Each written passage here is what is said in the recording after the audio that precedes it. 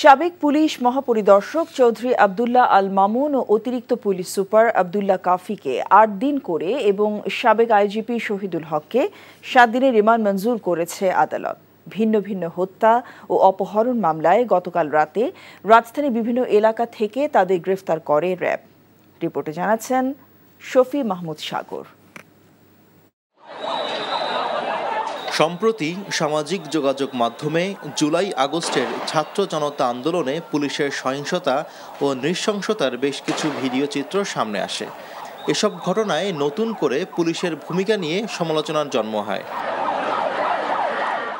গণসমালোচনার মধ্যেই পুলিশের সাবেক ২ আইজিপি ও ১ কর্মকর্তাকে গ্রেফতার করে আইনশৃঙ্খলা বাহিনী।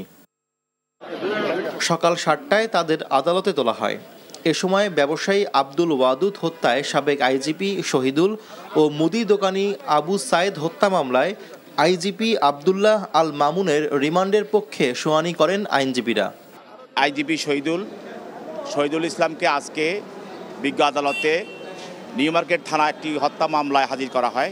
তদন্ত কর্মকর্তা উদ্ঘাটন করেন এবং আরও অধিক তদন্তের জন্য তাকে রিমান্ডে চাওয়ার দরখাস্ত দেন এবং এই রিমান্ড দরখাস্ত দেওয়ার পরিপ্রেক্ষিতে বিজ্ঞ আদালত রিমান্ড ৭ দিনের রিমান্ড মঞ্জুর করেন। আব্দুল্লাহ আল মামুনকে শুনানি অন্তে তার বিরুদ্ধে ৮ দিনের রিমান্ড মঞ্জুর করেন। অপরদিকে অসুস্থতার বিবেচনায় রিমান্ড বাতিল চেয়ে জামিন আবেদন করেন তাদের আইনজীবী।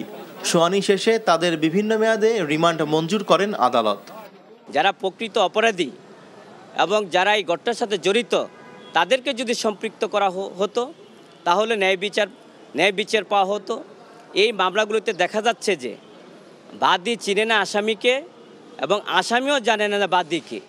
এদিকে হাজারীবাগ থানার অপর এক অপহরণ মামলায় ঢাকা জেলার অতিরিক্ত পুলিশ সুপার আব্দুল্লাহ হিল কাফির ৮ দিনের রিমান্ড মঞ্জুর করে আদালত।